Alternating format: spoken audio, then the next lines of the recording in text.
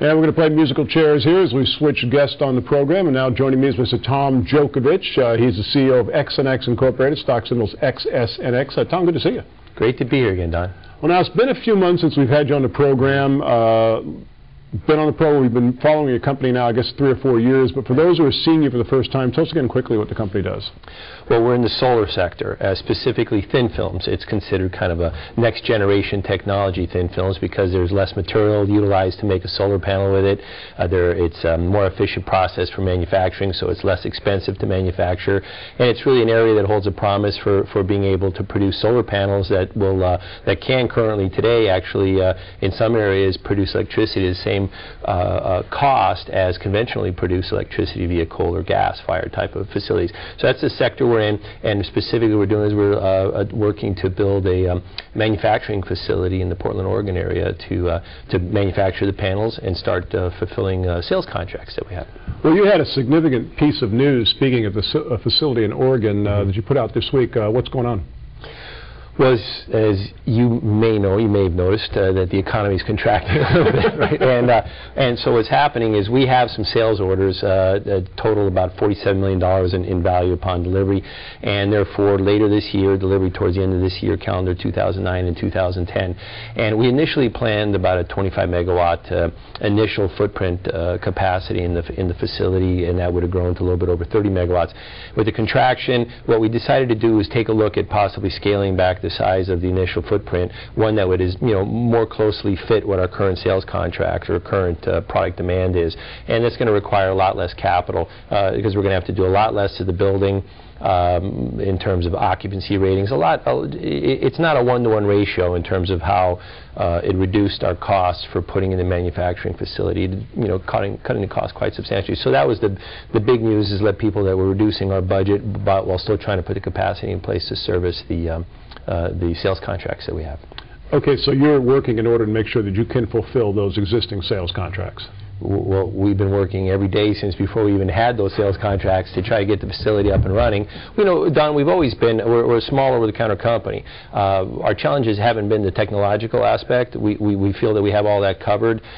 We had all the vendors covered and everything. It's really just been access within the credit and capital markets ever since we initiated this project. So we're working within those constraints, and that's why we think by cutting back here, scaling back initially, having a footprint that fits what our current demand is, what our actual sales contracts in hand are, we're going to work a little bit, we're going to be better suited to work within the limitations the current market conditions present us. Now, of course, the much bandied about U.S. stimulus package has a lot of provisions in it for alternative energies, especially solar power. A lot of other nations are getting behind that. Everyone's working towards a greener economy. I would imagine that the growth in solar is going to be kind of resembling that of a hockey stick growth pattern, wouldn't you say? Oh, absolutely. I mean, if you think about it, gasoline's cheaper at the pump today than it was last year. Our homes are worth less. Our 401ks. If you think about a lot of stuff, there's very few sectors of the economy where prices are increasing. Outside of food and healthcare. The other area is electricity. I mean, Edison just applied for a massive $100 million rate increase up in the Portland area where we're located. One of the reasons we decided to go there was they had some of the lowest costs in the U.S. for operating electricity-wise. Right after we moved there, they raised their rates 23%. It's an area where demand is and where the cost for delivery is going up, and we know what the damages are. They've been documented to the environment, and there's a massive push globally that's continuing even during this credit crunch for the need to move to clean forms of energy production. And that said, when you get China, U.S., you get other nations essentially saying, we feel that we can build massive economies, internal economies around developing essentially a green economy. They're right. They're absolutely right. They're going to create millions and millions of jobs doing this, just like the oil industry created millions of jobs, just like a lot of other energy industries create a lot of jobs. And this is a tremendous growth opportunity. At the same time, it's filling demand. So yeah, I think you're going to see a massive hockey stick. Right now it's being overshadowed by credit and economic conditions. But the demand's there, it's building, and the intent of these nations is to go there. So yeah, it's a great area to be in, we believe. Now, speaking again of the stimulus package, there's billions upon billions of dollars that are earmarked for solar and manufacturing facilities. Now, this must play right into what you folks are doing. Well, we think so. What's the beauty of it is that these are tax credits, and it's a much they're tied specifically to the installation of manufacturing equipment related to the production of renewable sources of energy.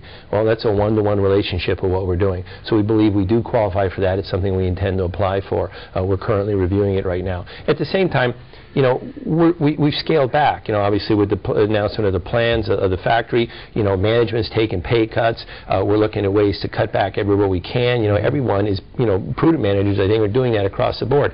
So along those lines, that's an area where we have to exert capital resources and human resources to apply for that and to work through there. So we're doing it in a measured manner right now. You know, we're just not willy-nilly with how we're spending our money. It's been a real pleasure to follow your company over the last 4 years or so. We saw you as an R&D company. Now you've moved into a sales-generating company. You've created sales, as you said, $47 million. Has the interest in what you folks are doing, despite the economy, continuing to accelerate? Well, yes, we continue to get phone calls continuously for product. It seems as if there is, like I said a moment ago, there is a current below the surface, like a riptide of the ocean, that you can't see it, and it's there, and it's very powerful, and it's continuing to build momentum. And it's either companies that have planned and they need a product, or there's companies that are planning on the growth in the future. So we're continuing to get interest, specifically because of thin film. If we were in the silicon wafer space right now, which is an older, more conventional, more expensive, somewhat, in my opinion, outdated technology, you've got trouble. Because that's a tougher space to be in right now. It's been highly commoditized, it's expensive to produce, and there's a lot of manufacturers out there without any real technology. They just simply assemble, and they're margin players. They make widgets, and they're getting squeezed. And along those lines, we're seeing you know, problems there. In other words, a lot of dumping of product on the market. But that's going to go away, because you can't trade dollars for 90 cents or 80 cents at a time without going broke eventually. So where the real demand is on the thin film side. And since we're offering a thin film, we're continuing to see definite interest increase. Why is it a good time for folks to take a look at your company at this stage of your development?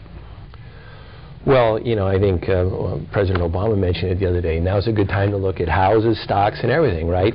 You know, we had Buffett, you know, last year said now's the time to be buying. You know, he may have been a little bit early on that, but nonetheless, you know, in the renewable sector, I think there's a lot of great opportunities. You know, we're working hard. We're obviously challenged by the credit markets, like a lot of other people are. So, you know, you really need to read our filings.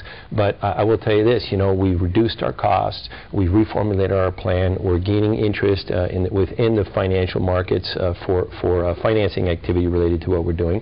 And we really believe that there's an opportunity here to go ahead and carry out what we're trying to do, what we're trying to accomplish, what we started already. And so it may be a good time to, you know, look at our filings, take a look at our company. We're very pleased to be reinitiating coverage of the company. We'll be watching you again very closely in the next several months. Thanks so much for bringing the story to us once again. Thank you very much, Don. Be sure to join me in the Money Wrap radio program this weekend as we talk about the pork stimulus plan. All this money going for sea turtles in Hawaii and the Ted Kennedy Center in Massachusetts. For more information, go to moneywrap.com for more information, or a station near you. Call us right now, 888-259-4449, for free information in the mail about our featured guests, including Le Bon Table brand foods and X&X. Again, 888-259-4449. When you do call, be sure and ask to be added to the subscription list of our Money TV newsletter. It's an email publication. It's free. We will not sell your email address. Again, 888-259-4449, or visit us at MoneyTV.net. That's our program this week. Thanks for joining us, and we will see you next week.